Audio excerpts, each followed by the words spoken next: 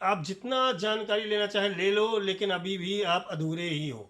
Share market की दुनिया में। सारे के सारे जो भी लोग हैं यहाँ पर, हम्म। इन्वेस्टर्स, हाँ। वो अभी पूरी तरीके से उन्हें कुछ भी नहीं मालूम है। Mutual fund and share market ये टाइम बेस्ड है। आप देखते होंगे कि इस समय टेलीविजन में आप जैसे ही खोलते होंगे तो सीधे सचिन आप सचिन सचिन तेंदुलकर और तेंदुलकर, महेंद्र सिंह धोनी महेंद्र दिखते। सिंह धोनी, एग्जैक्टली। ठीक है, हाँ। बड़े बड़े स्टार बड़े इसका बड़े। प्रचार कर रहे हैं। और जो उसकी वैल्यू हो चुकी थी वो लगभग 18,000 के आसपास हो गई थी अच्छा, एक साल में? एक साल में। मतलब एक साल में आपको 50% रिटर्न मिला? और एमबीए क्वालिफाई करने के बाद मेरा सबसे पहली जॉब ही लगी कार्वी स्टॉक ब्रोकिंग में, अच्छा।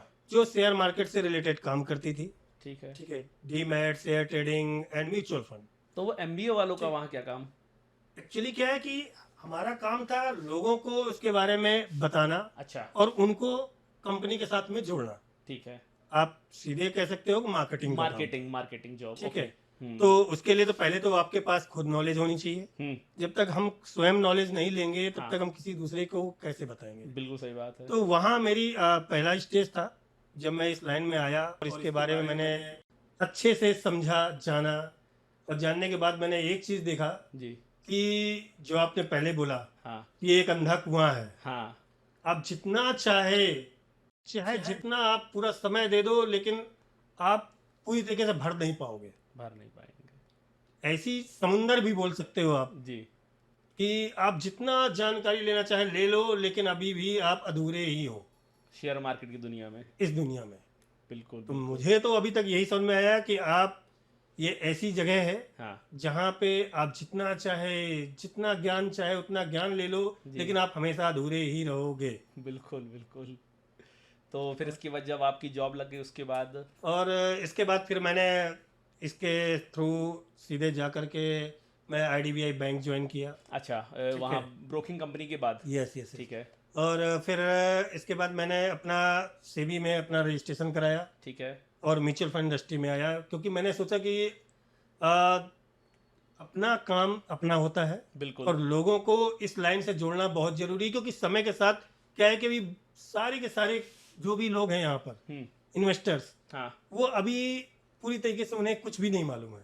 मैंने एक चीज़ देखा, मैं छोटे छोटे शहरों में गया, हाँ। छोटे शहरों में मैंने काम किया, तो वहाँ भी मैंने देखा अभी उनको कुछ नहीं पता। अच्छा। वो सिर्फ और सिर्फ एफडी, आरडी, इसके अलावा कुछ नहीं जानते।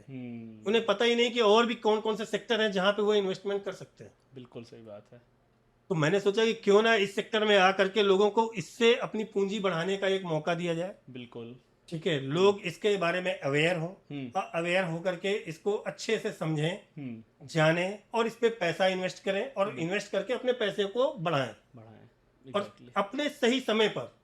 सही समय पर। क्योंकि mutual fund and share market ये टाइम बेस्ड है अच्छा।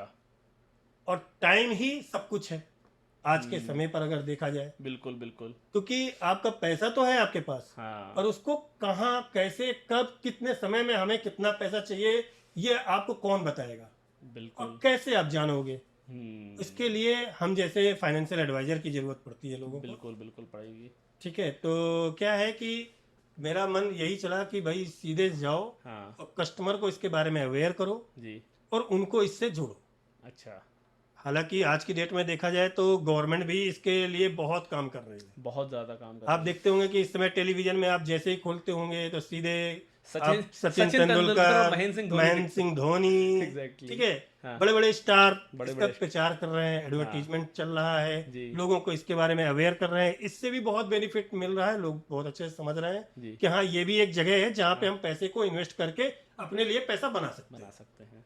बिल्कुल सही है। तो आप इस इंडस्ट्री में आए, मतलब आपने, मतलब जब आपकी एजुकेशन चल रही थी तब आपके माइंड में म्यूचुअल फंड, स्टॉक मार्केट कुछ भी ऐसा नहीं था कि मुझे इस फील्ड में करियर बनाना है अपना? यस, मैंने ये इस फील्ड में करियर, क्या मेरा करियर स्टार्ट ही हुआ है इसी फील्ड में। इसी फील्ड से करियर स्टार्ट तो हुआ है। बनाने की बात ही नहीं है, वो तो किस्मत ने ही हमें बना दिया है। किस्मत ले गया गया आपको म्यूचुअल वो फंड तो पे। हमें कुछ भी नहीं करना पड़ा, वो स्टेप बाय स्टेप हम ऐसी जगह से हाँ। इन्वॉल्व होते चले गए जी। कि ऑटोमेटिक हम इसमें आए। हाँ। इसके बारे में जाना।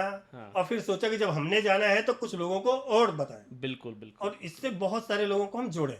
बिल्कुल बिल्कुल। तो अब इसी काम में मैं हूँ आज की डेट में। तो आप तो मुझे बहुत समय से जान रहे हो। जी जी बिल्कुल बिल्कुल। ठीक है, और लगभग अप्रॉक्सीमेट आप ही से हमारी मुलाकात 10 साल तो हो ही चुके हैं। 10 साल हो चुके हैं। ठीक है, 10 साल से आप जान ही रहे हैं कि हम इस सेक्टर में किस तरीके से काम कर रहे हैं। एग्जैक्टली। और किस तरीके से लोगों को हमने इसके बारे में अवेयर कराया है। बिल्कुल बिल्कुल। ठीक है, लोगों का पैसा बनाने की बहुत कोशिश भी की है जी।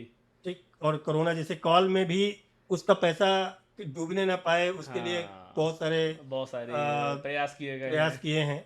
आएंगे हम लोग उस बारे में आएंगे। तो अच्छा, आपने अपनी जर्नी कब स्टार्ट की इन्वेस्टमेंट की? मतलब जैसे आज की डेट में तो आप लोगों को एडवाइस कर रहे हैं कि यार इस फंड में पैसा लगाओ, इस फंड में पैसा लगाओ, इतना पैसा लगाओ। आपने अपनी स्टार्टिंग कब की कि आपने कब अपनी पहली एसआईपी स्टार्ट की? एक्चुअली मैंने बताया आपको कि कार्वी स्टॉक ब्रोकिंग में मैं काम करता था। हाँ। तो वहाँ मेरे एक ब्रांच मैनेजर थे। अच्छा। इस कार्वी स्टॉक ब्रोकिंग के जो ब्रांच मैनेजर थे, ठीक है, तो उन्होंने हम तो ये सोच रहे थे कि बस लोगों का इन्वेस्टमेंट कराना है, तब हमारी सैलरी भी बहुत कम थी। जी। तो उन्होंने क्या किया कि उन्होंने सीधे मुझसे बोला कि यार एक काम करो, 1,000 रुपए की एसआईपी आप भी स्टार्ट करो। अच्छा। ठीक है, मुझे बैठाला, मुझे समझाया हाँ। बहुत अच्छी चीज़ है और जब दूसरों को दे रहे हो तो खुद भी करके देखो। बिल्कुल सही है। तो मैं भी तब नया ही नया था उस सेक्टर में भी। हाँ। तो मैंने सोचा कि यार सही है, चलो 1,000 ना सही, हाँ। पर तब भी वो हमें लगता था कि यार हमारी सैलरी का 1,000 चला जाएगा, मैं अपना खर्चा कैसे चलाऊंगा। ठीक है, कैसे करूंगा, किस तरीके से मैं अपने आप को एडजस्ट करूंगा। पर क्या हुआ कि मैंने एसआईपी स्टार्ट कर दी। उस टाइम पे सैलरी कितनी थी आपकी?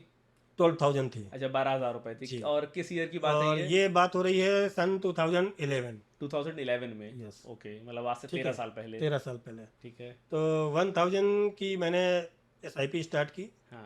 और वो चलने लगी, वो बिल्कुल चल रही थी। लेकिन अचानक क्या हुआ कि मुझे एक बीच में ज़रूरत पड़ी। हाँ। एक्चुअली क्या है कि जिस गाड़ी से मैं चलाया करता था उस गाड़ी का एक्सीडेंट हो गया। ठीक है। और मेरे पास पैसे नहीं थे। ओके। तो मैंने पहले सोचा कि यार किसी दोस्त से उधार लूँ, कैसे करूँ, मुझे जॉब जाना पड़ता है। हाँ। और चला करके जाना पड़ता है और बड़ा परेशान हुआ जी। फिर मुझे याद आया कि मेरे पास तो एसआईपी है। अच्छा।